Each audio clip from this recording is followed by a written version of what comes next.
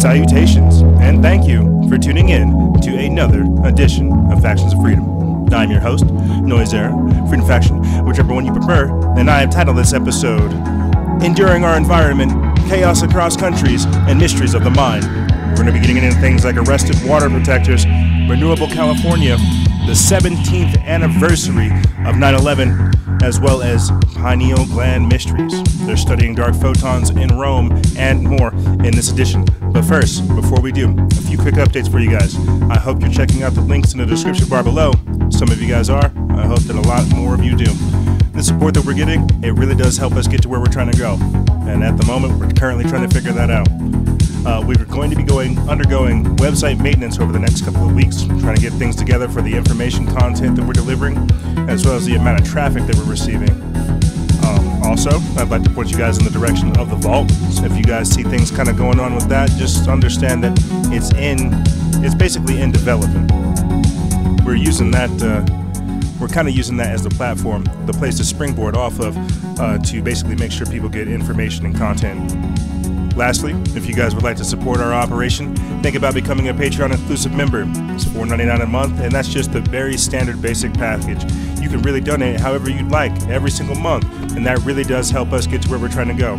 If you haven't caught on to today's Instagram story broadcast, we have an app in development, and we're a few months out. Your guys' support really makes it all happen. Lastly, this is the last thing I'm going to say, and then we're going to start the show. We're doing a little challenge for you guys. We're mixing it up. Download the show notes, figure out the secret word, and get yourself a free shout out. Pretty straightforward, right? And with that being said, let's start the show.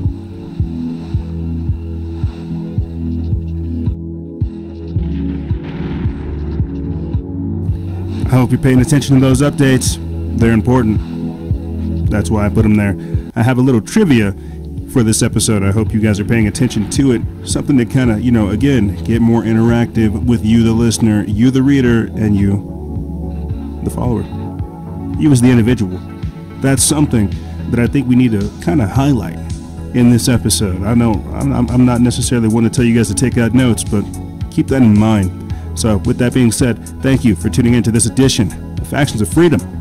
I'm your crazy host, your weekly friend, your weekly dose of random reality. Freedom Faction, Noise Era, whichever one you prefer. And we're going to be looking at all kinds of wild stuff as always. We recently had on Christy Scarborough of Corrupt Vaccines, as well as her attorney T. Matthews, talking about all kinds of stuff. To be honest, I'll definitely put the link in the description bar below.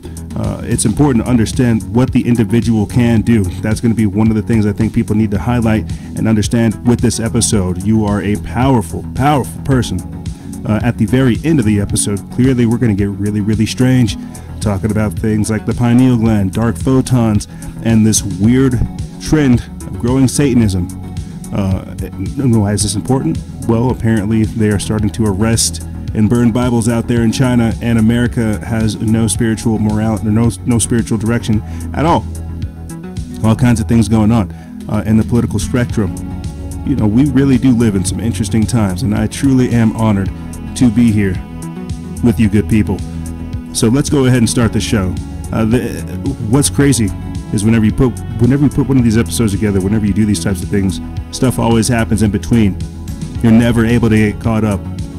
You can always talk about it, but you can never keep your hands around it. And with that being said, check this out. There was a forcible arrest of water protectors at the illegal pipeline construction site in Louisiana.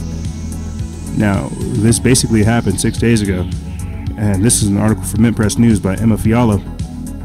What's happening, I think, if you ask me here, at the Bayou Bridge pipeline, this is something that isn't really getting a whole lot of attention. It's the same people behind the Dakota Access Pipeline. It's the same company. It's the Energy Transfers Partners. And I'll play for you guys this clip, where you have 4 water protectors who were arrested, talking about how we need you. Now, because this pertains to what we're talking about, the current political climate and things that are going on, one of the main outlets that was helping me get out, or that was at least putting out content in relation to the Dakota Access Pipeline, was Countercurrent News. if you haven't been paying attention to the feed or to the show, we have not really been able to mention them because they have not been putting out content. And if they have been putting out content, it's being censored. It's not showing up in our readers and our feed, you see. But I'm going to go ahead and play this clip for you guys of the water protector that's actually being arrested.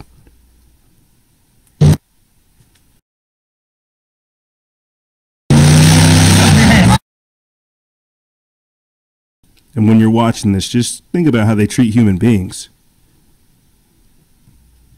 You know, like they hogtied this person. Stop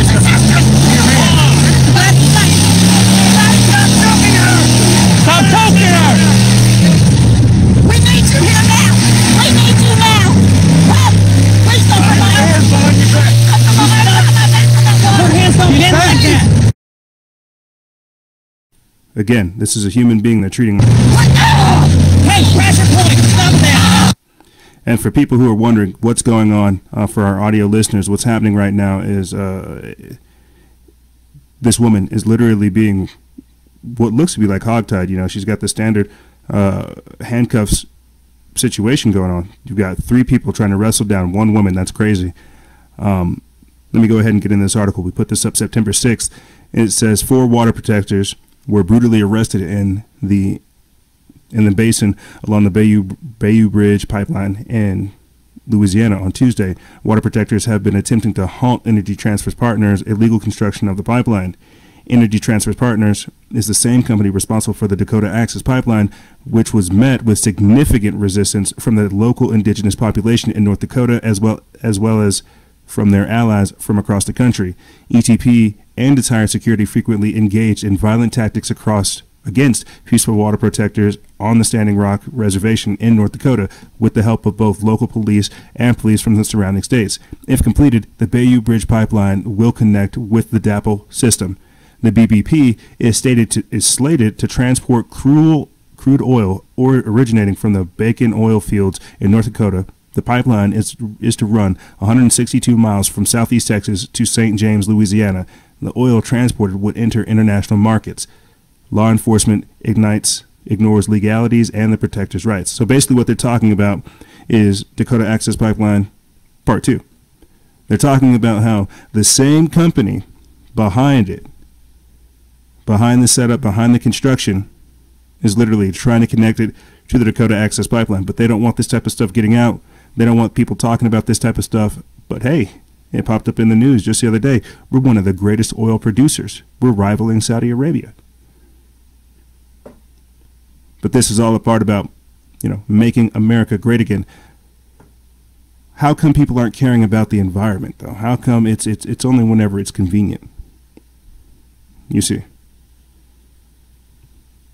One of the things I want to kind of, I guess, underline looking at this episode, you know, is, again, the Agenda 21, the Agenda 2030 mindset. We have to understand that we are living in a post-weather modification reality, a post-geoengineering world. When you have people who actually are environmental activists, people who stand up for rights that we didn't even know we had. What does that mean whenever we try to put them down just because of what they believe in? You see. What are we leaving for our children? A crazy thing to think about is, are you drinking your grandfather's water? Is the same water you're consuming, is it the same that your grandfather had? I'll go ahead and answer that for you. It's not. Because there's chemicals in the waters, there's pollutants in the waters, there's toxins in the waters. And this is why we need people that are at these types of events, at these types of developments, raising awareness about the kinds of things that are going on. We'll try to keep you guys updated with some of that stuff that goes on. But while we're here talking about the environment, I think it's very strange and very, very interesting, where I'm not necessarily sure what's going to happen with Hurricane Florence. But a fun fact for you guys, I actually have family in South Carolina. And for our East Coast listeners, for people out there in the 843 or 803, you know, I have family in Florence, South Carolina, in Camden, South Carolina, and Marion, South Carolina, Marion County, South Carolina. So I have to keep a private eye on that type of stuff. I've talked to family, things are crazy, but you know, a lot of this stuff too could be hype in the media. Some of it could be geoengineering. But I'm going to play for you guys a quick clip, and then we're going to come back talking about what's going on with Hurricane Florence. Hurricane Florence has changed course to the south, and while that does create the possibility the eye of the storm may never make landfall, the new southern course has forced the governor of Georgia to declare a state of emergency.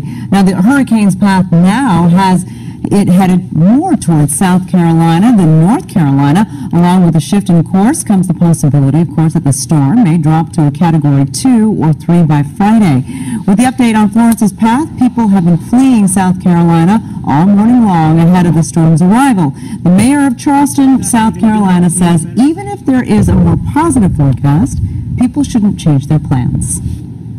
I know a lot of folks have been watching the weather reports over the last few days and thinking, well, we might just dodge this bullet. Well, now's the time to make that decision to go ahead and get out of town.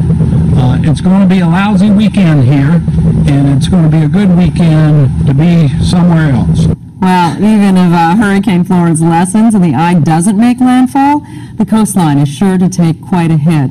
Forecasters project up to 25 inches of rain and strong winds of up to 130 miles per hour, which can down power lines and trees. Without a doubt. Yeah. Danielle's been keeping an eye on it. Danielle. Yeah, and just this morning, the National Hurricane Center actually measured a wave of 83 feet under the northeast quadrant of this hurricane. That's about an 8-story building. So that should give you an idea just how dangerous this storm is. It did take off about 5 miles per hour in the last 30 minutes. So it's a Category 3 hurricane right now.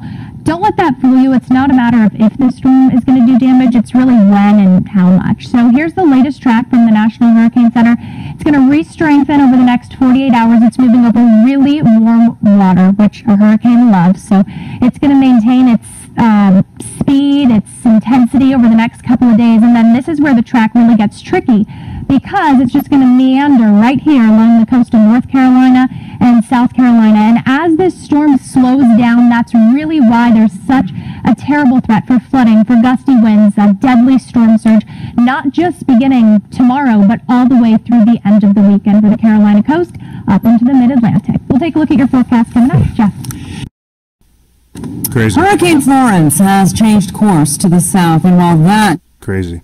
I'm going to play for you guys another clip, and then we're going to get in this article right here where they're basically saying, look, we're ordering you to evacuate. Things are pretty crazy. Apparently there are 12 nuclear reactors in Carolina, within the Carolinas themselves. And now you're hearing mainstream media begin to throw out this word or this phrase that I've talked about as well, American Fukushima. Now, they're saying that this might be even worse than what we saw with Hurricane Harvey, but, you know, I suppose we'll see. So let me go ahead and get up this clip for you guys, and we'll continue talking about this stuff on the other side. I have an urgent message for everyone in North Carolina. Hurricane Florence will affect each and every one of you. This storm is a monster. It's big and it's vicious. It is an extremely dangerous, life-threatening, historic hurricane. That's why I'm ordering a mandatory state evacuation for our barrier islands. And I'm directing the people of North Carolina to obey local evacuation orders that have already been issued and will be issued along our coast. I have an urgent... And people have ridden out hurricanes before, and all I'm going to say is that what we're dealing with now with this radiation, with the nuclear power reactors and things like this, is just long-term effects, long-term damage. Just recently, and I'll say this before I get into this article from Activist Post, just recently, Fukushima, or the people of Japan, the government of Japan, actually came out and confirmed that the Fukushima radiation claimed its first victim. Now, this is a few years later. So what we saw with Hurricane Harvey, and what we're hearing as well with the controversial terms behind, or the controversial numbers between Puerto Rico's deaths, Hurricanes Maria, Hurricanes Harvey, and now Hurricane Florence, what we're seeing is how the environment kind of, it really does do a lot more than people think, and this is something that we have to be conscious about. But you have to understand the things that are going on are crazy. But all I'm saying is this: with Agenda 21, Agenda 2050, and Agenda 2030, things like Codex Alimentarius, you can look at the plans that they have. They want to push people inwards. So things like these serve as part of their agenda. Now, I'm not necessarily saying this is orchestrated. You have people like Dane Wigington of Geoengineering Watch, who is saying that this is engineered to cause this type of disaster. I'm not necessarily sure what will unfold with this, but let me get in this article right here from Activist Post. We put this up September 11th. It says Hurricane Florence to intensify to near Category 5 strength, and there are 12 nuclear power reactors in the Carolinas. It says that the latest forecast is projecting that Hurricane Florence will strengthen to near Category 5 strength before it makes landfall in the Carolinas, and it is being called a serious threat to lives and property. It is extremely rare for a hurricane of this intensity to come this far north, and one expert is claiming that Florence, quote, has the potential to be the most destructive hurricane we've had in modern history for this region. Could that be, again, because we're talking about weather modification? Continuing on, it says, at this time, the government is warning of a, quote, life-threatening storm surge of up to 20 feet or higher. And as the reporter said in that broadcast, 83-foot waves, 8-story high waves, life-threatening freshwater flooding, and damaging hurricane-force winds. But there is another factor that not a lot of people are talking about. There are 12 nuclear reactors in the Carolinas, including the 2 that are located right along the coast. According to Google, there are 7 power reactors in South Carolina. South Carolina hosts 7 operating nuclear power reactors: Catawba Units 1 and 2, and Oshun Units 1, 2, and 3H and B. And Google says there are 5 nuclear power reactors in North Carolina. North Carolina hosts 5 operating nuclear power plants: Brunswick Units 1 and 2, McGuire Units 1 and 2, Sharon Harris Unit 1, and these account for nearly 32% of electricity generation in the state. Wow. So 32% of people within those states could be without power. That's kind of crazy. It is the 2 reactors at the Brunswick plant that are the most concerned because they are right along the coast, and they are directly in the projected path of the storm. The following is what Wikipedia has to say about those reactors, and I don't really care what Wikipedia has to say, other than the fact that it has 2 General Electric boiling water reactors, which are cooled by water collected from the Cape River and discharged into the Atlantic Ocean. So we're literally dealing with water runoff, irradiated water runoff in the Carolinas. That's kind of wild, and we've talked about this as well. Some of the material that's in the ground there, I remember doing a report on it. It's wild. So, it seems like we're dealing with, again, more environmental disasters, more climate-based destructions. Is California did California stop burning? You see, what is going on is kind of crazy because it's never ending. I remember whenever we were reporting with Hurricanes Harvey and Maria and Irma, the money that was coming out of there for restoration. Again, we're seeing all these things happen and hardly any kind of proactive action, you see. So this type of stuff really does make me wonder what is going on. I don't have a precise and definitive answer for you people.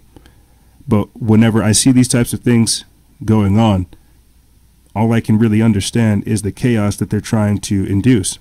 Now, some people might not think that that's important. Like I said, the long-term effects, the radiation that could spill out from these reactors. But I remember recently there's a post on the page. You can go find it. I might post it up in the story sometime soon, or link to it. But they came out with a graphical video too, where it showed the water levels in Texas that were rising at the Arkema, Texas plant, and how it shut it down, how it reached one area, shut those things down. Fumes started coming. Water started rising to another area. They tried to move stuff to a different part of the plant. The water literally rose above a plateau, like another plane, like they had a little ramp, right, that they were trying to store stuff in. It rose on top of that. And so then on top of that, you have all these chemicals that are kind of pooling up together. They probably shouldn't be mixed, but that's kind of where the diagram ended. So these are all the types of things and the factors that people need to take into consideration. And some of the responses to the flooding in Texas, because, you know, they had mosquitoes and things that were coming over, was to spray more chemtrails, was to spray stuff to suppress it. So it's really wild. We're going to have to keep an eye on this type of stuff as it develops as well. But this pertains to what we're going to be talking about next. I have a clip up line for you guys. It's where we have Governor Jerry Brown at the One Planet Summit talking about basically trying to turn California into a renewable state. Let's take a listen. There's a lot of talk. In fact, that's all we do around here is talk. Decarbonizing is a real challenge, but the threat is existential. The migration problems in Europe are nothing to what they're going to be in 10 or 20 years as the climate burns up in the Mediterranean. People will be on the move. So whatever our problems are today, and they're serious, they're nothing to what they will be if we can't make the turn to a greenhouse gas reducing world. There is real work here. It's technical. It costs money. But most of all, it requires political imagination and political will. So I see this conference here in Paris recognizing what was created 2 years ago, but also challenging all of us to recognize that we have not yet begun to turn the corner. And we're not going to turn the corner until we convince the leaders of the biggest polluting nations to do much more than they are now. But, and yes, you should applaud that, because they're not listening yet. And what he's talking about is basically trying to align California to the Agenda 21, to Agenda 2030. This has been happening for quite some time. This is why you see a lot of radical things taking place within California. And it's important to notice this because, again, we're talking about what the environment does. Governor Jerry Brown's talking about migration. This is important because and Obama made this statement as well, with climate change, places running out of resources, people living in unsustainable areas, living unsustainable lifestyles, they're going to migrate to different places. The climate's going to affect that. It's going to make people crazy. What's happening right now is just that you're seeing how the environment is taking its step into politics, how we are kind of suppressing human activity to endorse the environment. This has all been foretold in things like the Georgia Guidestones, as I said before, Agenda 2050, Codex Alimentarius, and all these other things. This is good because good and bad. You know, what is everything? It has its own sets of good. It has its own sets of bad. What we're beginning to see is just that paradigm shift to where, in previous episodes I've talked about this, to where they're trying to sell us free energy. Let me get into this article. This is from the Drudge Report feed. I put this up September 10th. It says California has approved a goal for 100% renewable electricity. It says ahead of a summit this week meant to galvanize regional action on climate change, Governor Jerry Brown on Monday signed legislation that would put California on the path to eliminating fossil fuels from its energy sector. Senate Bill 100 speeds up the state's timeline for moving to renewable energy sources like solar and wind and requires that all retail electricity be carbon-free by 2045. California is the second state to adopt such a goal after Hawaii. Quote, "It's not going to be easy. It will not be immediate, but it must be done," Brown sat at a signing ceremony in Sacramento, California. Quote, California is committed to doing whatever is necessary to meet the existential threat of climate change. The measure is a symbolic strike against the Trump administration, which has pulled back from the United States' efforts to confront climate change by withdrawing from an international accord to reduce greenhouse gas emissions, loosening fuel economy standards, and weakening rules to reduce pollution from coal-fired plants. Quote, today, California sends an unmistakable message to the nation and the world. Regardless of who occupies the White House, California will always lead on climate change. State Senator Kevin De Leon, a Los Angeles Democrat who carried SB 100, said this. He said that. So before I go on, because that is important, there's a lot of things I want to address right there. What they're basically talking about is just that. There's a global governance going on. You've heard me talk about it with other people in various kinds of ways, in different types of forms. You've heard me talk about it. Could this be the one world religion? Could this be what happens whenever you have the technocrats take over?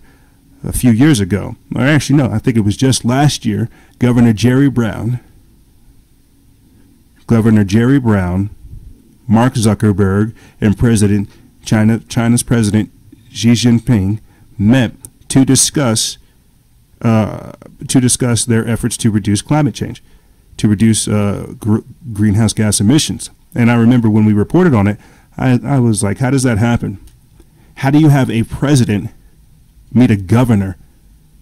Like how do you have a governor go to China and meet with the president about something that completely bypasses the White House? It's crazy. It is crazy, the world of politics, no doubt. So it's good to see that California's trying to take some steps, but you have to ask yourself, where are they taking them? And to who are they trying to show their allegiance to? So there's a lot of different things happening on that front, but this is something I want you guys to think about. We're going to take a quick break right after this, but think about this. And I've been seeing Bernie Sanders and Jeff Bezos do this tit for tat, and to be honest, I'm kind of with Bernie on this one. Extreme capitalism versus, I don't know what you would, democratic socialism, communism. I'm not saying I'm communist in that capacity, but I'm saying you have to really understand the working conditions that Amazon puts its employees. And this also pertains to the environment, because we're seeing what happens with humans in the environment versus machines and everything else. Eventually what's going to happen is they're going to reduce the amount of work and involvement that humans have in the workforce, and then everything's going to be solely reliant and compliant with machines that abide by this 2050, 2030, 21 agenda. You see, we're going to have all this stuff that they're giving us, this futuristic technology, but it's going to be really, really regulated. But I'm going to play for you guys this clip. It's of Bernie and talking about how crazy Amazon is becoming.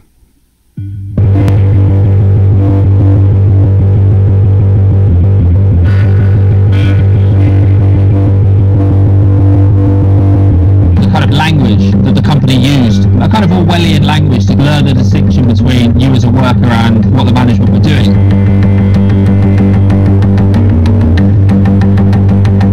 You weren't allowed to call the warehouse a warehouse, you had to call it a fulfillment centre.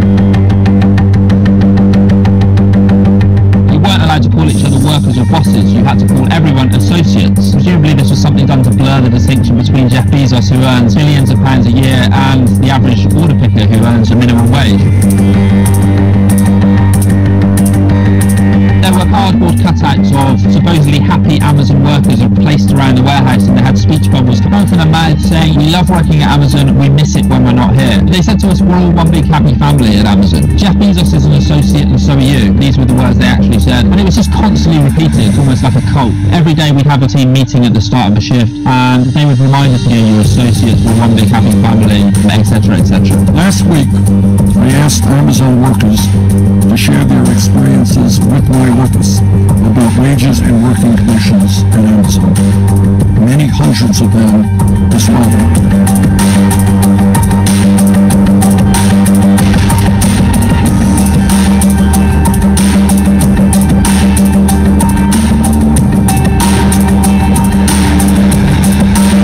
Your job, you weren't sacked either, you were released. Presumably it was to take the sting out of it, even though you'd potentially be thrown into poverty if you did get released. I'm very proud of the culture that we have at Amazon.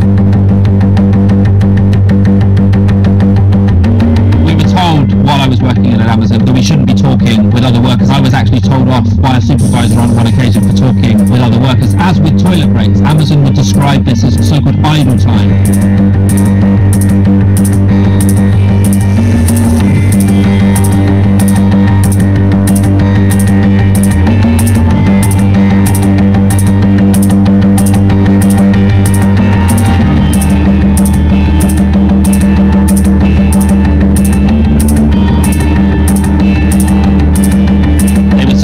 constantly you're clocking up too much idle time, or you're idling. Basic human functions like having a conversation with one of your co-workers or using the bathroom were considered idling because they took away from maximizing productivity.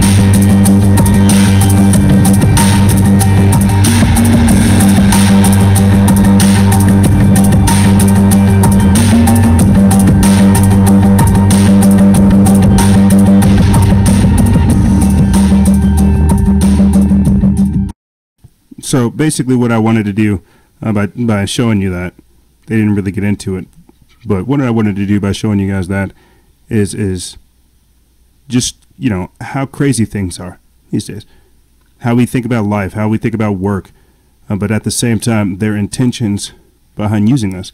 You know, we are all very much aware of automation and things like that are taking place, and the world that they're trying to build for us, but we have to understand the purpose of humanity in that.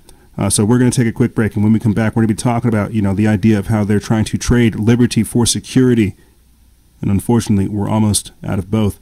Things that are going on across the country, how there might be a false flag being staged in Syria right now, as well as Russian war games. We're going to be talking about this and more on the other side. Don't go anywhere.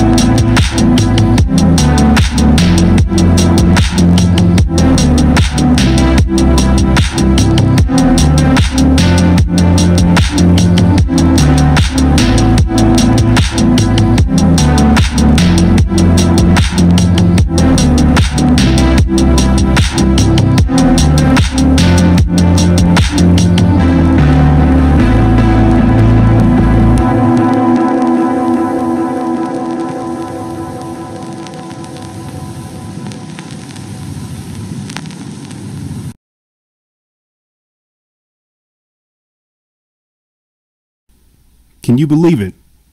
It's like the 19th anniversary or the 17th anniversary of 9/11. Think about that. Let that marinate for a second in your brain. 17 years later.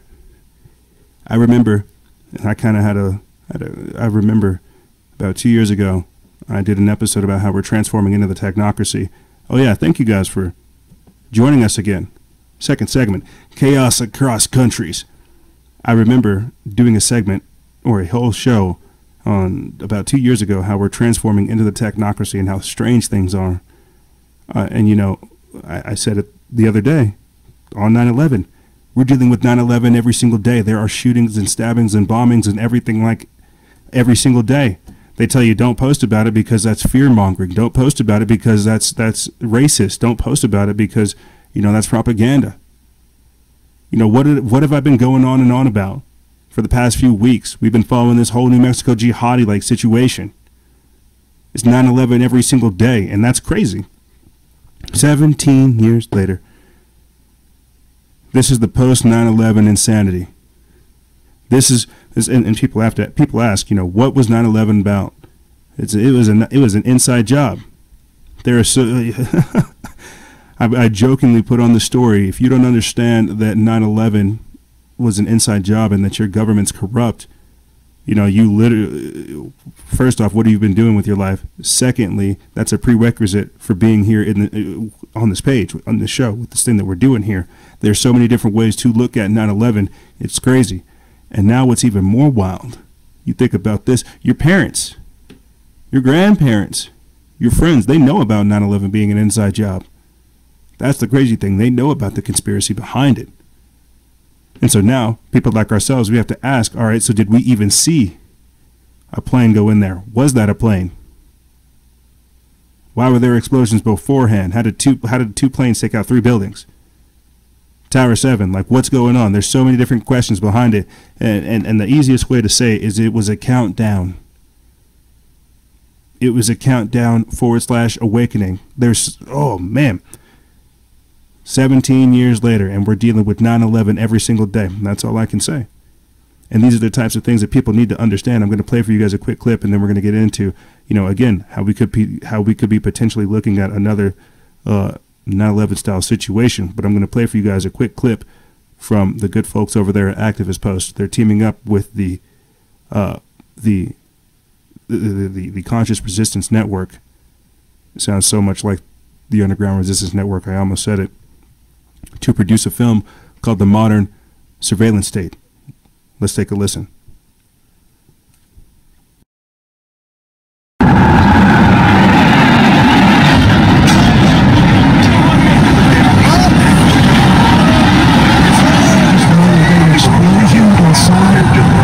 Immediately following the attacks of September 11, 2001, President George W. Bush promised Americans that he would exact revenge on those who would dare attack the empire. W's program of shock and awe gave the American public an upfront look at what the U.S. military was prepared to do to the enemies of freedom and democracy. Light them all up. 202 traffic, 260s. Come on, fire! Roger. Keep shoot. The War on Terror. On September the 11th, enemies of freedom committed an act of war against our country. Yeah. And so look at us now. We're about to go to war with Syria. But they hate us because of our freedoms, right? That's what we were told. We were told that it was like a few guys with some box cutters that were able to hijack some planes and blow that stuff up into a tower. Think about that. Think about the lies we were sold. We're the children of this post 9/11 insanity. I think people really need to understand that. The games that they're playing, we've had to catch on to formulate our own opinions, to catch up to everything else that's going on. What did it create? The Patriot Act, surveillance state, TSA. They don't do anything. I've done reports on how the airport scanners literally affect your DNA. They do more damage, literally scanning you, and then they desensitize you and condition you to being fondled, to being searched. Like, it's crazy. There's a lot of different things that 9/11 did. Moral panic, you know, you name it. And look at the society that we're living in today.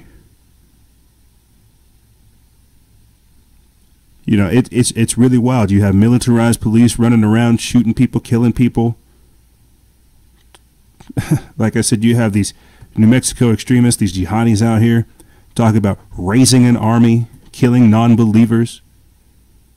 Oh, but don't worry, don't pay attention to that. It's crazy.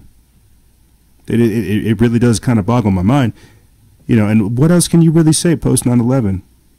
Besides it being an inside job, besides looking at all the chaos that it's created, the war on drugs, the war on you, the war on terror, everything that's kind of spiraled out from it. You see. I want to play for you guys a quick clip, just something to think about. You know, again, looking at the state of affairs, the mindset, and how warfare as we think about it, has changed. I've gone on and on and on about the Chinese and how they're here. We don't think about other ways that we could be affected. Now, I kind of touched on this, I think about last week or so. We talked about how the Emirates plane was quarantined, and how France plane was quarantined as well. There was also another plane within that same week in Philadelphia that was quarantined. And this made me start thinking, what if we're beginning to see bioterrorism? What if we're beginning to see them unleash biowarfare? We put this up September 6th, this report. It's from CBS Philly. It says 12 passengers on 2 international flights are complaining of flu-like symptoms at the Philly International Airport. We have an update for you on breaking news earlier. It's developing now at Philadelphia International Airport. All of the passengers who are complaining of flu-like symptoms have been released by the CDC after being tested for the flu. 12 passengers on 2 different international flights complained of being ill. Airport officials say all of them were on American Airlines flights from Paris and Munich. All passengers on both flights, a total of about 250 people plus crew members, are also being checked out. And we do have an update for you on breaking news. Now, just something to think about, because again, this is like the 3rd plane. There are a few others that happened within that time frame. I don't post all of them, but this was the 3rd plane that got attention about people experiencing flu-like symptoms or some kind of sickness en masse coming to an airport. Now, one of the things I want you guys to think about is we're having some crazy stuff going on up over there in Syria. Things are kind of getting wild with Russia, and we're definitely not talking about the Chinese. What would happen if somebody just inoculated somebody somehow? Just gave them a little quick shot. It had a 2-day waiting period. They waited until they got through quarantine, and then the disease activated. You see, we have a lot of enemies still, and we're over here trying to play hunky-dory, but we're not really necessarily looking at all the things that are going on. Now, some of the people that commented on the planes, right, they made a very valid point. This is to push the vaccine agenda. Flu-like symptoms, international travel, local travel, national travel. You need the shot. You need vaccines. You need to keep up to date. There's a lot of different things that come with this, but this is what I mean. It's semi-environmental, but it's also international stuff that we need to look at. It's the 9/11 anniversary. We have a lot of different things going on. Our borders are wide open. We have no idea what's going on. We have no idea where our money's being spent. And all we can really care about is the economy, jobs getting back. There is work to be done, but not to be just another cog in the wheel. You see, so biowarfare, looking at our international relations, this is very important. You literally have white helmets, and this is news coming out from Russia. Who knows if it's fake news? Who knows if it's actually real? But you have news coming out from Russia where they're saying that white helmets are beginning to stage a false flag in Idlib. So this is, again, we're talking about how we're slowly moving into the idea of possibly world war. Everybody benefits from war except for those who have to go do the dirt. That's the crazy thing. Let me get into this article right here that's from Mint Press News. We put this up September 11th. It's by Whitney Webb. It says, white helmets currently staging false flag chemical attack in Idlib. And we have another article confirming this as well. Russian Ministry of Defense filming of staged chemical attack in Syria has begun. And the third article from Activist Post as well says Trump says he doesn't need a fake chemical attack to bomb Syria. So you'll have a lot of people that'll boast about this type of behavior, where this is crazy. These are people's lives that we're dealing with. There have been research facilities that have been destroyed, hospitals that have been destroyed, children that have been killed, blown up. It's crazy. And yet that's still not enough. Let's get into this article. Russian military sources, as cited by Sputnik News, have reported that footage depicting what they have identified as a false flag chemical weapons attack in Syria's Idlib province is currently being filmed and is expected to be sent to different international television channels before the end of the day. The news has sparked concern that the promised retaliation from the U.S., UK, and France could be less than a day away. Hair trigger responses. The Russian military source, who work for the Russian Center for Syrian Reconciliation, which oversees Russia's legal military presence in Syria, stated that, quote, militants are now filming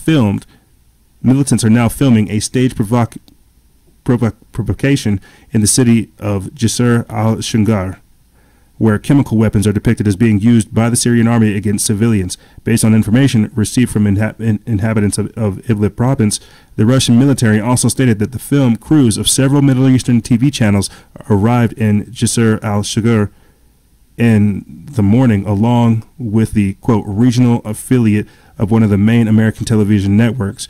The report notes, unsurprisingly, that the staged event gives a prominent role to the Syrian white helmets, who will be shown, quote, helping residents of Jisr al-Shungar after the Syrian army allegedly used the so-called barrel bombs with poisonous substances. It also states that the chemical weapons to be used in the attack is 2 containers, quote, loaded with chlorine-based toxic substance.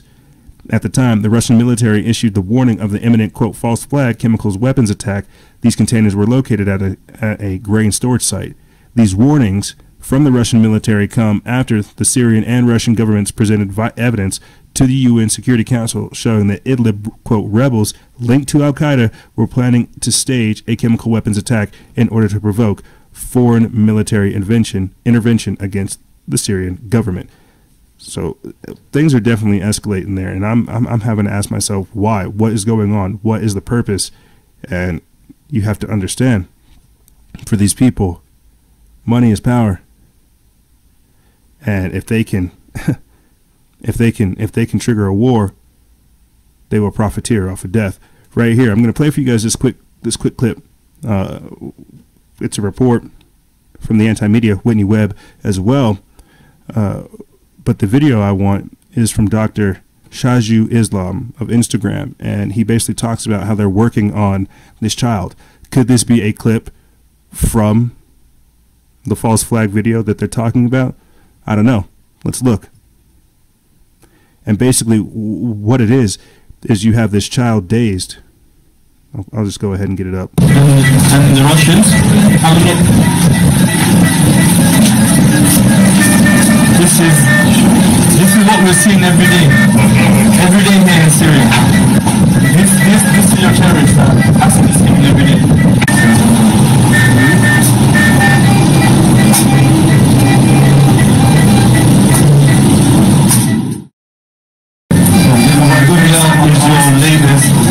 Terrorists and Assad and the Russians.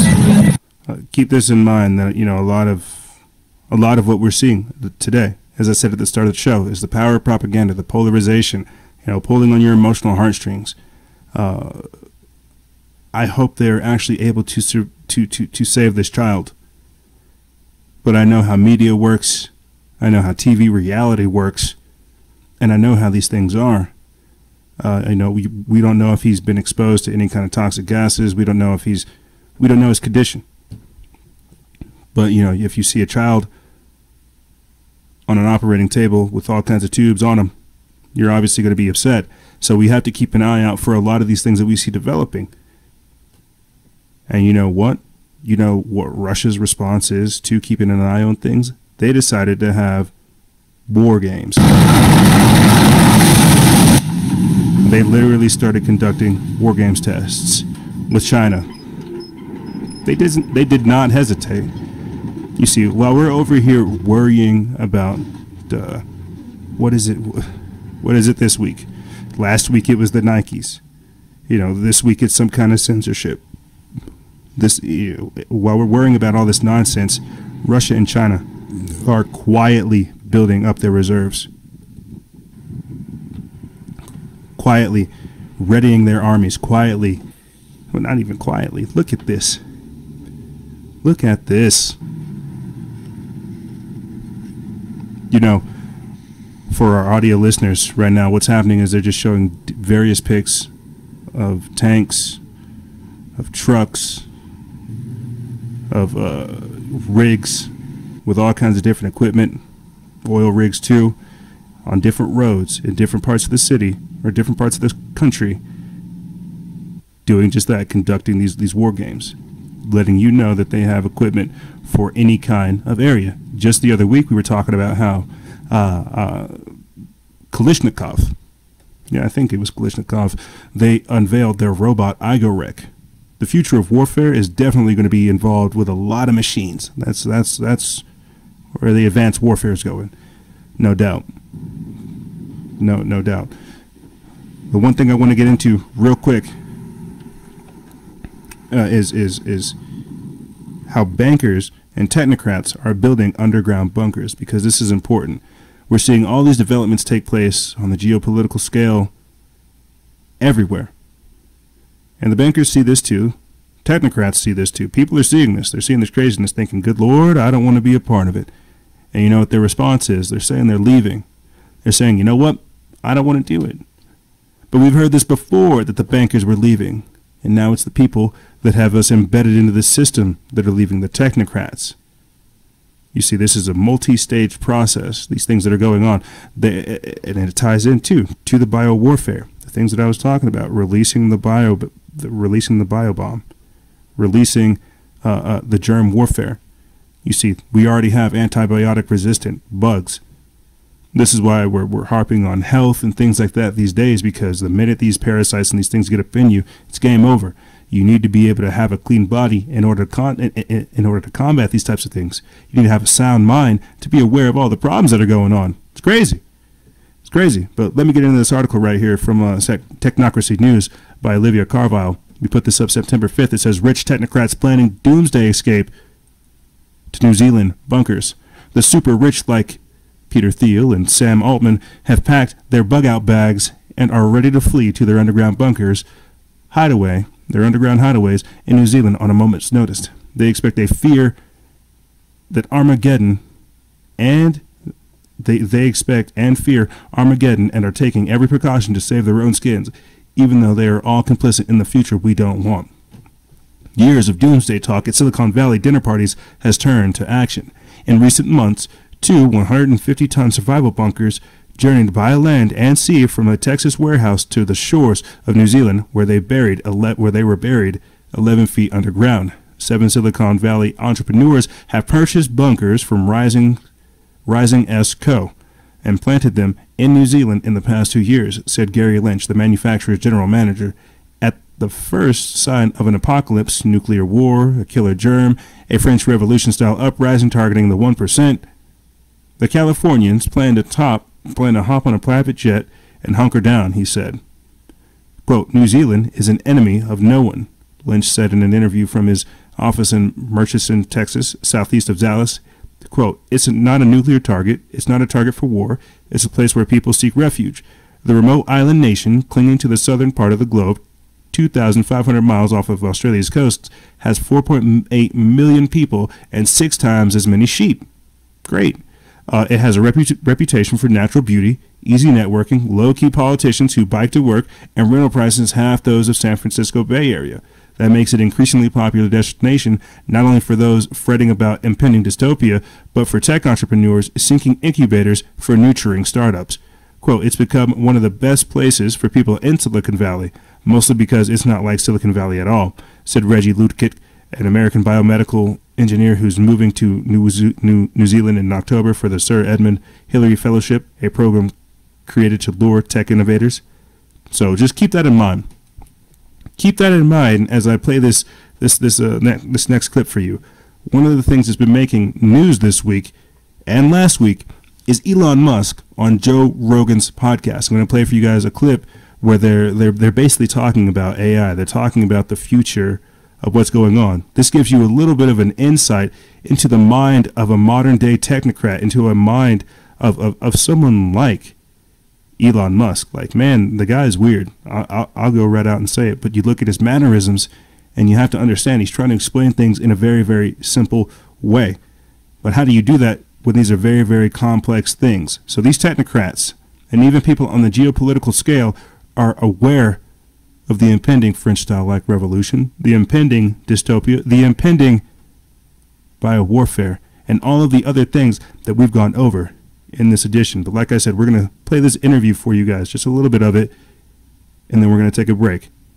But here we have Elon Musk on Joe Rogan's podcast talking about artificial intelligence.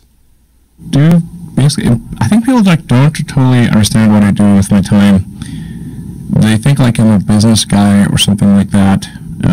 Like my Wikipedia page says business magnate. What would you call yourself? I'm a business magnet. Can someone please change my Wikipedia page to magnet? They'll change it right now. It's probably already changed. It's locked. So somebody has to be able to unlock it and change it to magnet. I want to be a magnet. No, I do engineering and and manufacturing and that kind of thing. It's like 80% or more of my time.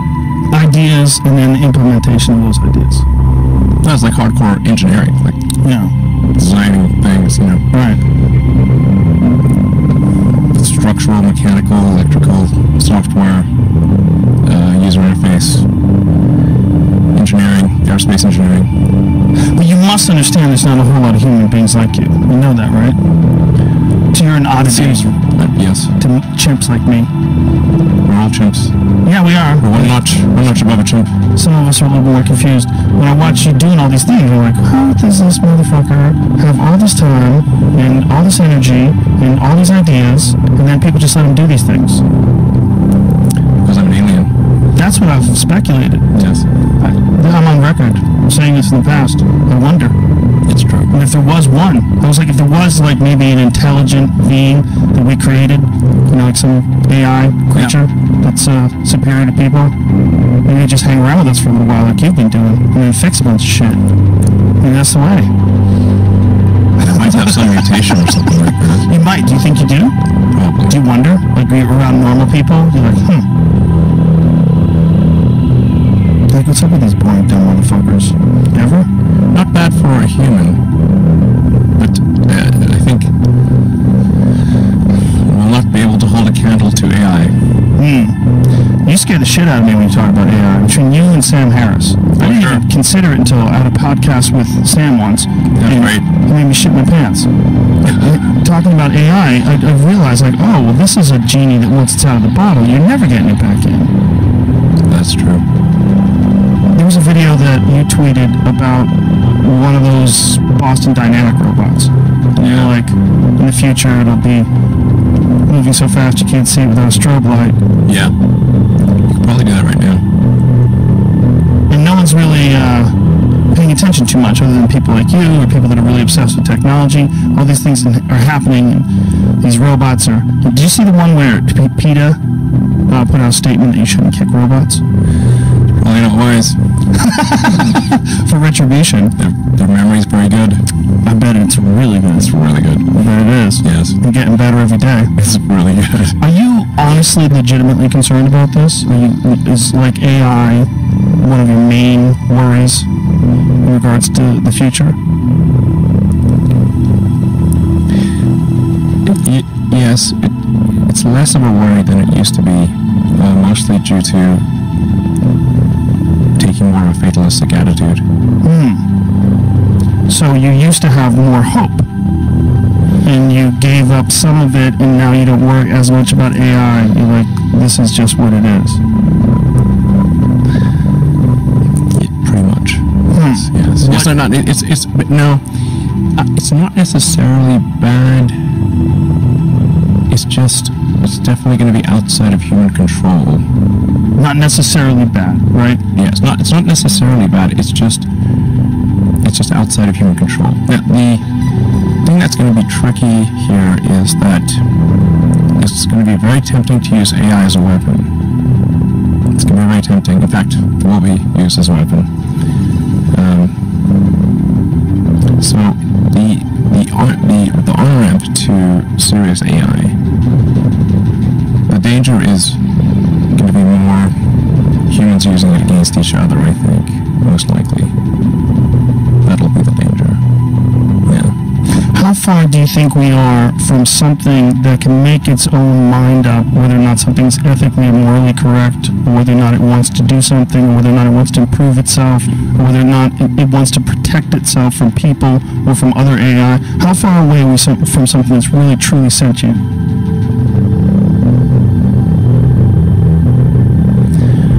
Well, I mean, you could argue that any group of people, like a company is essentially a cybernetic collective of people and machines. That's what a company is. And then there's different levels of complexity in the way these companies are formed. And then there are there's this sort of like a collective AI in the Google sort of search, where we're all sort of plugged in as like nodes on the network, like leaves on a big tree. We're all feeding this network with our questions and answers. We're all collectively programming the AI, and Google plus all the humans that connect to it are one giant cybernetic collective. This is also true of Facebook and Twitter and Instagram and all these social networks. They're giant cybernetic collectives. Humans and electronics all interfacing, and constantly connected. Yes, constantly. One of the things that I've been thinking about a lot over the last few years is that one of the things that drives a lot of people crazy is how many people are obsessed with materialism and getting the latest, greatest thing. And I wonder how much of that is, well, a lot of it is most certainly fueling technology and innovation.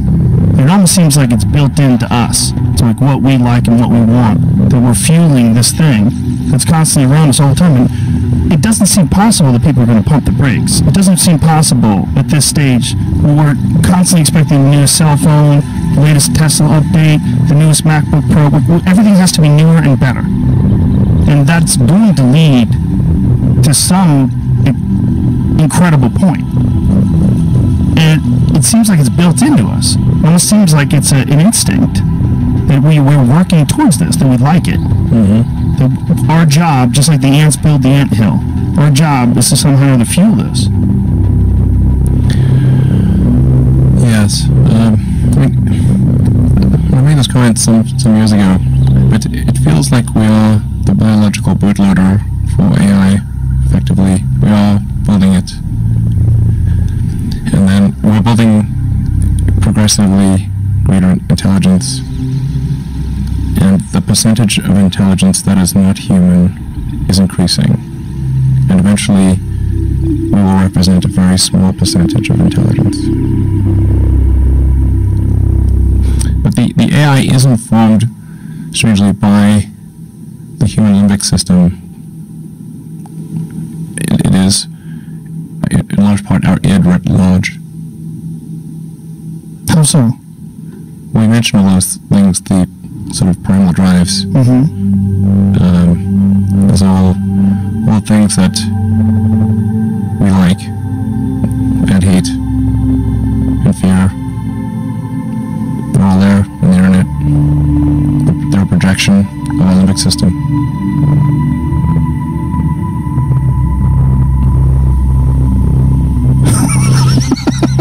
It's true. No, it makes sense. And the thinking of it as when you thinking of corporations and just thinking of just human beings communicating online through the social media networks as some sort of an organism it's a cyborg. It's a combination. It's a combination of electronics and biology. Yeah. Something to marinate on. Something to think about. A cybernetic collective. That's what we've become these days. That's what you see us creating. Something outside of human control. Something that only has a percentage of dwindling human intelligence. Where we're going in the future is most certainly strange, but we're going to take a quick break, and when we come back, we're going to be talking about mysteries of the mind. What is going on with humanity? Dark photons being studied in Rome. Apparently Pope Francis thinks all these allegations regarding pedogate are the devil. But things such as the pineal gland mysteries and so much more. We have a lot more to discuss on the other side. Don't go anywhere. This is Freedom Faction. Factions of Freedom.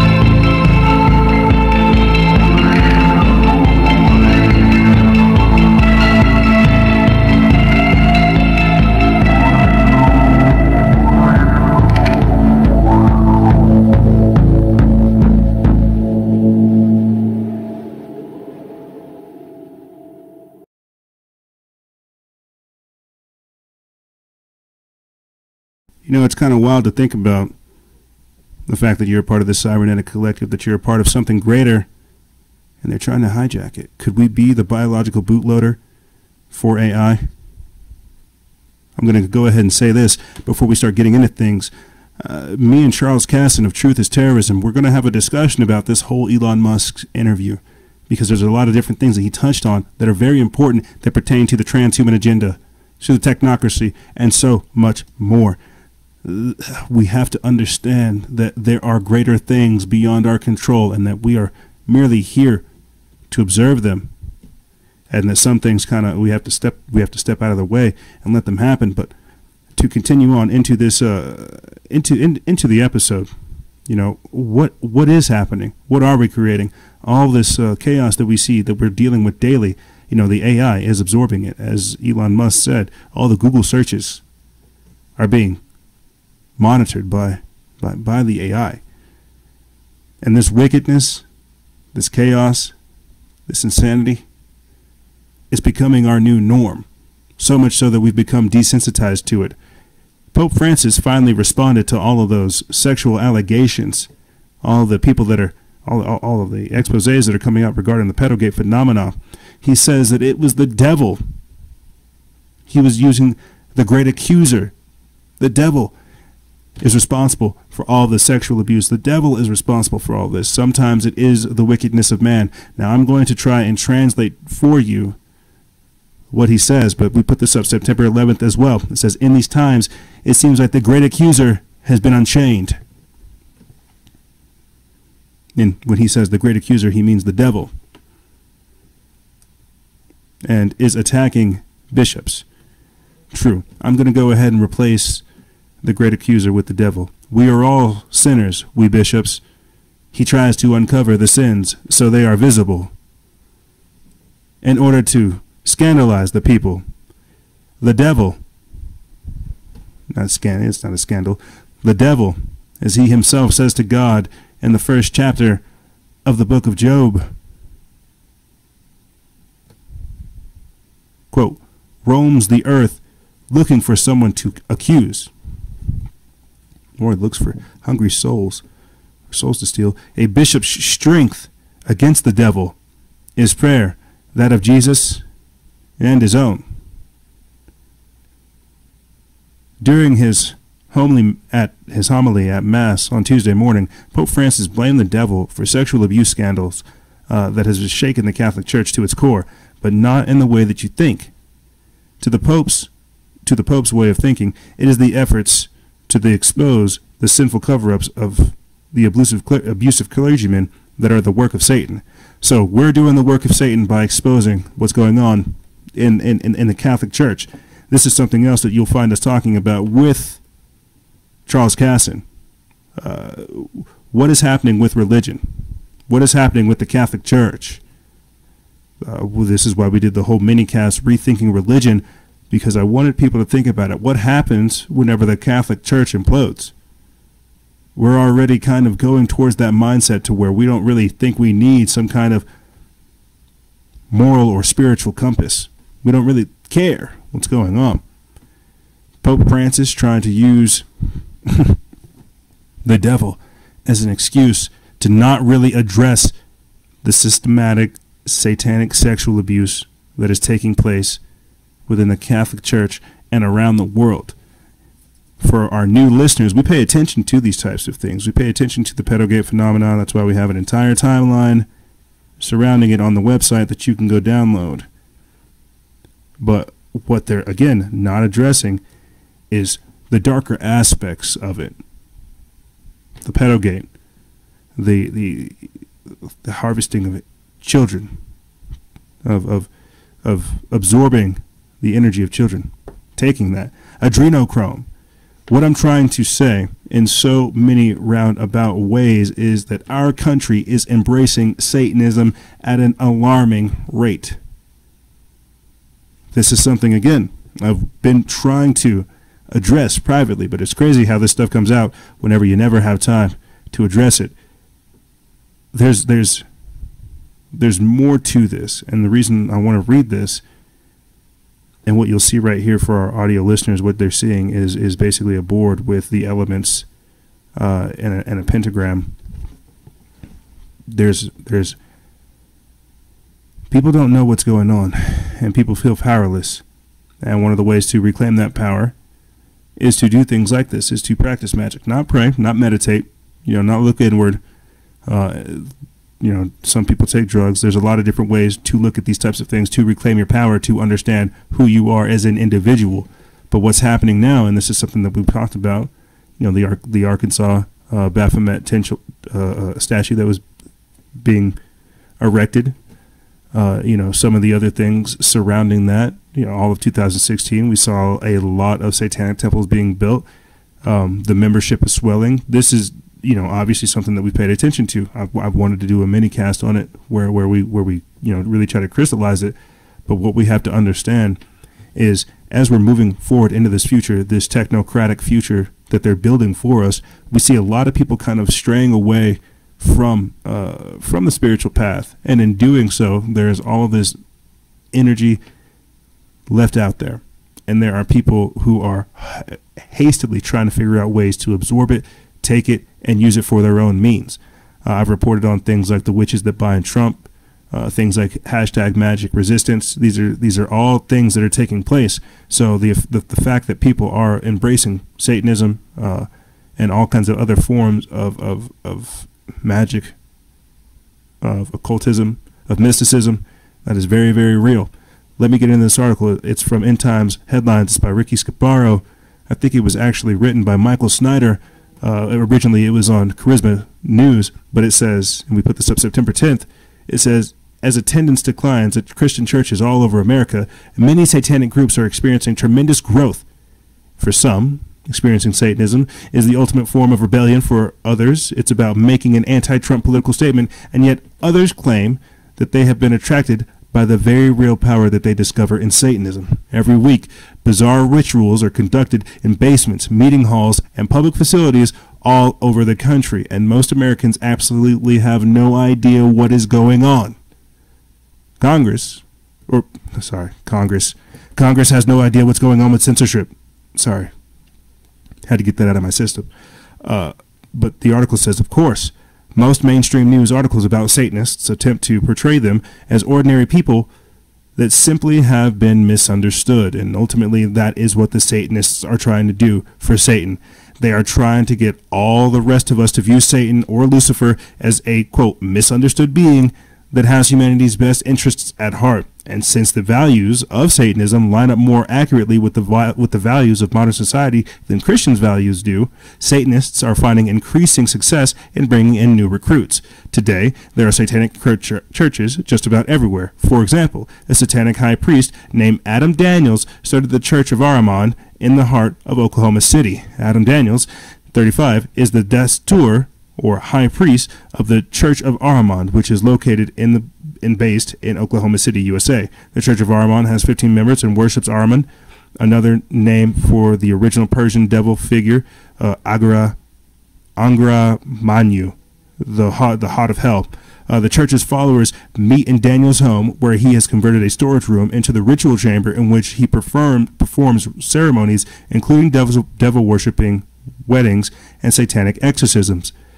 Daniel says that he was attracted to Satanism after a deadly encounter with an armed thief who sent him on a quest for answers. Seeking a way to come to terms with ending another person's life, he began to see a therapist and turned to a variety of religions, all of whom suggested that he should have turned the other cheek. Now, before I continue on with this article, because what we're talking about is how somebody that has basically been victimized, he was in a position of disadvantage. He kind of got ran up on, and he wanted to end somebody else's life, which is some crazy stuff to admit. He decides to go out there and to do these types of things. Now, and we reported on this before, these Satanists, these people that come out saying, oh, Lucifer is just misunderstood. That's exactly what the Freemasons think. That's exactly what people who follow him think. That's how delusions work.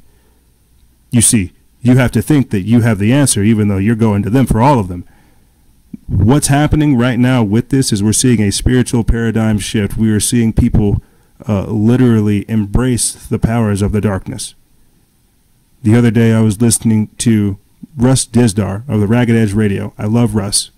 I hear the spirit of God in that man when he starts talking, because that's a man that's been doing the podcasting for about 10 plus years, but he's been doing field work investigation, hunting down Satanists, hunting down priests, poleros, Wiccans, witches, wizards, all these other people who are practicing the darker aspects of this type of satanic worship, you see. And he's telling you where they are. He's right now. He's doing, I think, at least like a 10-part series on what's going on in Philadelphia. I would definitely and highly recommend that people check it out. But what I'm trying to say by looking at this, talking about how our country and other parts of the world are embracing this type of dark behavior, this dark mindset, and how it's permeating. This is very real. This is what I mean by the paradigm shift. People don't understand the darkness that is moving and how it's got people. If you've listened to some of the previous episodes where I've talked about this, you know, there's a spirit moving among the earth right now. Pope Francis would tell you that it's the great accuser, but don't believe Frankenpope because he's a Jesuit. That man is not I digress. Let me get into this article right here because I definitely did not mean to go on a huge old rant. My point is this: between Pope Francis trying to accuse all the people exposing what's going on in the Catholic Church and saying that it's the work of the devil, that's because he works for the devil here. If the great accuser, if Lucifer is the great architect, that who they work for, then of course the people that are exposing it, yeah, we would be doing the work of the devil, of your devil. You see, light to wicked people is evil. But this is why we have to look at the next article. But before we do, I told you, good folks, to make sure you download the show notes and look for the secret word. I'm not going to tell you what it is now, but if you download the secret word of what we have here in our show notes, send it to me in a DM, in an email, whatever, you earn yourself a free shout out. I'm trying to figure out a way to foster communication between myself and you, the listeners, the viewers. But continuing on with the show, little side note for you guys, experiments in Rome hope to find dark photons and a fifth fundamental force of the universe. You see what I mean by a spirit moving? This is something that I wanted to cover last week when looking at assaulting cognition and things like that, but I think it's more appropriate to look at what this means for us right now. I'm constantly looking at things like the Thunder Energies Corporation's invisible terrestrial entities, the ITEs of the first and second kind, other forces that hold matter and hold us together. That's exactly what CERN is looking at. But now we have experiments in Rome where they're trying to figure out dark photons, whatever the other force is of the universe. There's something else out there. This was an article put out there by Mysterious Universe. It's written by Sequoia Kennedy. It was written September 7th. It says, with all of our science experiments, big machines, and monumental discoveries, it's easy to forget that we, as a species, are still pretty dumb. Not in a, quote, we are so focused on if we could, we never stop to think if we should type of way, though that's probably true as well, just in terms of sheer metrics, cold, dispassionate, void of opinion, numbers. Here's a quote from Dr. Mauro Raggi from Sapienza University in Rome that illustrates the numerical quality of our dumbness pretty nicely. Quote, at the moment, we don't know what more than 90% of the universe is made of. Yep. All the math we have to explain how the universe works does so quite nicely, except for one teeny tiny problem. The math only accounts for 4% of the universe. The other 96% of the observable universe is just sort of invisible. It's referred to as the, quote, dark sector of the universe, and that's what Dr. Raggi and other scientists at the National Institute for Nuclear Physics are trying to observe. The dark sector is made up of dark matter and dark energy and is referred to as dark because it's never actually been detected. It's only been predicted by equations which have, so far, been pretty spot on. The universe is mostly dark matter, yet no one has any idea most of what that nonsense is up there. According to The Guardian, scientists at the National Institute for Nuclear Physics are about to flip the on switch of a machine that will hopefully give a glimpse into the elusive and, as of yet, only mathematically predicted dark sector that makes up 96% of the universe. The machine is called PADME, an acronym for Positron Annihilation into Dark Matter Experiment, which is such a great name that they should have forgone the syncronym or the acronym entirely. If successful, this experiment would change modern physics and our understanding of the universe. According to Dr. Raggi, quote, if we find this force, it will completely change the paradigm we have now. It would open a new world and help us understand the particles and forces that compose the dark sector. Along with proving the existence of dark matter, they say there's a chance, albeit a remote chance, that such experiments could find a fifth fundamental force of the universe which dictates how dark matter behaves. It's called the dark force, because for every of a name, like photon annihilator in a dark matter experiment, there's a real stinker to balance it out. So far we know 4 fundamental forces of nature: the electromagnetic force, gravity, the strong force, and the weak force. The electromagnetic force refers to the electrons behave, and consequently magnetism and electricity. The strong force binds the nucleus of atoms together, weak force is observed in radiation, and gravity is slowly crushing us all. The dark force would add another to the list, but it's complete speculation whether it's even a reasonable thing to look for. So I'm going to take a quick pause right there, because there's a lot that I want to take a gander at. You know, what's going on with society right now, with the technology that we have right now. You've heard me talk about it time and time again, the technology versus the technology of enlightenment versus the technology of enslavement. What's happening right now is we're using the technology and the sciences, the machinery that we have to try to advance our perceptions of reality.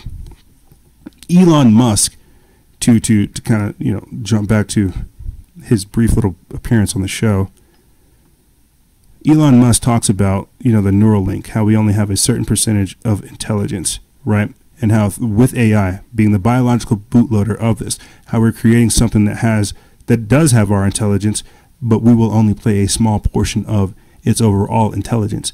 Out there in that 96% of the unknown universe, of that unknown space, there could be more. And for our flat earth friends that are listening, you know, I ask the question, what's outside the dome? What's outside the firmament? Is it this dark matter? Is it these dark photons, this dark force? You see, there is something else out there that we do not understand, but we can totally feel, that does affect us. There's a whole nother existence with that, but because our minds are not geared towards these types of things, because we can't take a step back and look at them, we become victim to them. You see, and the reason I say this, coming off of looking at things like the growing Satanism that's taking place in America, and Pope Francis accusing pedogate investigators of being the devil, is because there are other understandings and other lights out there. You know, they say, I'm going to say this and then we'll move into our next article here for you guys. They say that Lucifer is the light bringer, you know, and that Apollo flew too close to the sun, that they just wanted to bring fire to humans, right? They wanted to give them information. You know, there's only so much information I truly believe that here in the terrestrial world we can understand, and this is why the studies into the mysteries, into really, you know, what we're doing here, again, studying even that, the physics of miracles, the science of miracles, and how things like that work. There's so much more to us in our multidimensional existence that we really do downplay it. This is again why in the previous episode I talked about, you know, the abuse of Xanax, how they're drugging us, how they're trying to dehumanize us, how they're trying to dumb us down. You know, your mind is a receiver for so much, and I'm only able to deliver in so many coded ways very cryptic messages to truly unlock certain parts of your brain. And this is just with initial communication between the two of us, between the individuals. You see, imagine being able to communicate with something that doesn't have to communicate simply through words, that can communicate through other filters or through other means, that can simply send information via feelings, through thoughts. You see, the brain is so powerful, and this is something that I really think we don't understand. So once we start to begin that there is something more out there, we gear our minds towards it, we start to perceive it. That's the whole point of what CERN is doing. If the Sapien University is studying dark photons and CERN's over here trying to crack dimensions, how long do you think it is before they try to start figuring out, or before they begin to figure out what this fundamental force of the universe is, and whether or not we are affected by it? There could be a whole nother point or a whole nother orientation to your existence, but because we literally do not have the mindset or the perception, we cannot understand it. But this is why I want to get into this next article right here for you guys. mysteries of the pineal gland ignored by mainstream science and research. Now, I'm not going to get into this full article. I would definitely advise you to go look at it yourself because it's important. The pineal gland, and you'll hear all kinds of people have their own statements about it. The pineal gland is very important, no doubt. Having it fluoridated, having it calcified, that's very bad. When you hear me going on and on about the multidimensional existence, perception, reality, and all these other things, this piece of your body, as all of your body is important, but this piece of your body really does pertain to a lot of different things. Let me get into this article. This is from the Renegade Tribune. We put this up September 7th. It says, there is an endocrine gland within our bodies that, when unimpeded, receives more blood flow per cubic volume than any other organ in the body, including the heart. It has been written about in mass language or painted in art throughout the ages and is represented in a staggering number of ways for thousands of years, yet modern medicine hasn't found it interesting enough to study clinically, or has it? The pineal gland's true purpose is shrouded in mystery. Is this intentional? Will it take an information coup to keep us from being estranged from the cosmic gifts which so many of our ancestors referred to as being locked within this tiny pine cone-shaped mass of cells? Or is there modern scientific corroboration for what the ancients called the epicenter of enlightenment, just waiting for us to pursue? On the surface level, the pineal gland, shaped like a pine cone, is at the geometric center of our brain and is ultimately or intimately entwined with our perception of light. Now, real quick, something to think about. I've talked about this. Spectrums of light. Again, ITEs, invisible terrestrial entities. Spectrums of light, using things like concave versus convex lenses to see things that are out there. But continuing on, it says the pineal gland modulates the circadian rhythm and thus how we sleep.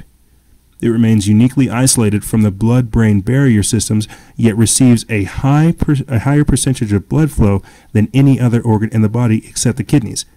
The pineal gland is tiny, smaller than a dime, located at the back of the roof of the third ventricle of the brain. The pineal becomes steadily calcified with age, starting most often before puberty. Oh, wow, that sucks. Meaning that it shows up clearly on skull x-rays and CT scans to allow identification of the midline. It is worth mentioning here that the sodium fluoride calcifies the pineal gland. British scientist Jennifer Luke published a study showing that fluoride deposits accumulate in the pineal gland and calcify it. Now, before I continue on, this is important.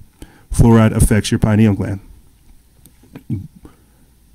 When you hear me talking about how we're supposed to be going through an awakening process right now, and they gave us social media so we could, funnel our entire awakening through this 140 characters approved statement, they knew that this type of stuff was coming. This is why they put fluoride in the water.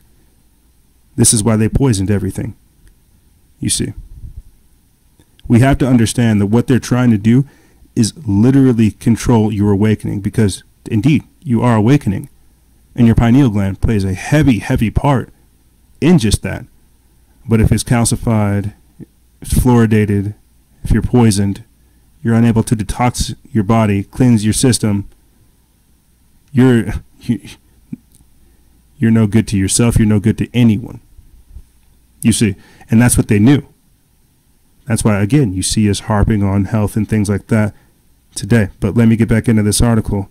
It says Anthony Peake suggests that every let me get it. Oh, of course. There's always all kinds of issues. All kinds of issues. Trying to get this article up for you guys, or at least the rest of it. Whenever we have really, really powerful articles such as this, everybody decides to comment onto them, and then it makes it really, really hard to retrieve the rest of the content. But while we are here talking about the pineal gland and its power, I think people need to understand, these are things that everybody has access to. Some people think that by awakening their third eye, they're they are indeed altering their perceptions, no doubt. But what this basically does is this makes you a light in this dark matter universe. It makes you a light, a beacon in this dark photonic world that we're just now discovering. You see, there's other perceptions and there's other spectrums of life, other dimensions and ways that we can live. But as we see the world turning and as we see ourselves moving towards it, we don't understand what's actually going on. This awakening that was supposed to take place, that's why they gave us these things, or at least that's why we have these things inherently. Finally. Good gosh, we finally got it back up. But let me get back into this article. It says, just as bones go through a process of calcification to harden, a good thing necessary for our health, functioning, the pineal gland can become hardened through calcification, but to our greatest detriment, the reasons for which will be explained as you read further. Additionally, a 450-page review of fluoride toxicity published by the National Research Council in 2006 reported that fluoride produced a range of negative side effects, including, quote, decreased melatonin production and, quote, other effects on normal pineal function, which in turn could contribute to a variety of effects in humans, the pineal light and melatonin production. The light transducing ability in the pineal gland has led some to call the pineal gland the third eye. Oddly, the pineal contains rods and cones, just like our eyes, in order to process light, even though it's smack dab in the center of our, quote, dark brains. The gland is also responsible for creating and secreting melatonin. Melatonin communicates with our hormonal system about environmental light to the rest of the body and can entrain us to a certain biological rhythm. But there's more to melatonin than just regulating our sleep cycles. And all this stuff is for people who are curious. All this stuff is resourced. You can go look at this article. I put all the links in the description. You can go look at it. This stuff is backed up. That's what these numbers are. And then it goes on to talk about the spiritual effects of it, you know, and how in history it's been talked about right here. Other historical and natural references to the pineal gland. The staff of Osiris from the Egyptian culture dating back to approximately 1224 BC. Hindu gods are carved, sculptured, or drawn having a pine cone and an outstretched hand. Ancient Assyrian palace carvings, you know, the Mexican god Chicomacoto, Dionysus, like it's all over the place. The pineal gland is something that's very real. It's something that's been with us throughout our history. And these people, the controlling elite, have been aware of what it can actually do, the realms in which we can communicate, and the powers that we have latently within us. And this is why they decide to give us things like Oxycontin, Xanax, synthetic weed, K2, spice, all these things. This is why they tell you that drugs are good, so you don't really understand that you can produce these things naturally. That through self-discipline, through self-mastery, that you can truly achieve something that you couldn't even believe. But that's the thing. We're living in a domesticated society to where they don't want you to understand the mysteries of the mind. They want you to understand, well, why can't I post these things? Why can't I talk about these types of things? They want you caught up in the physical and not understanding the spiritual. We have to understand that we as humans, we as individuals who have this innate ability, have to do the work to create this heaven upon earth. And the work and everything that you see taking place these days is just that, the chaos that is unfolding. This is the fire before the phoenix is reborn. And we have to ask ourselves again, what are we bringing into this new world order? What are we trying to create? We're so busy trying to fight off everything, we have no idea who we're becoming. But this is our future.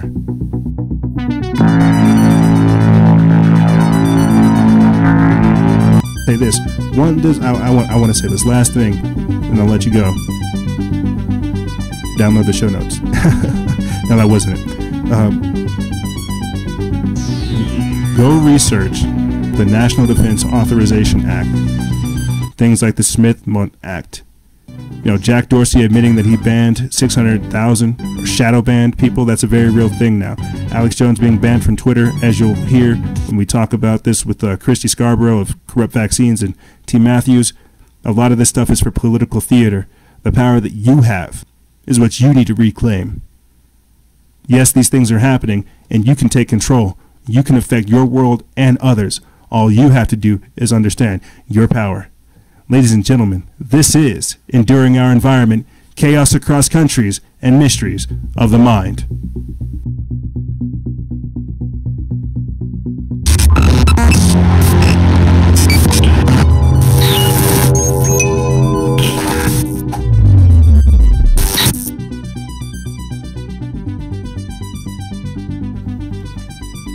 However, that's all I really have for you guys.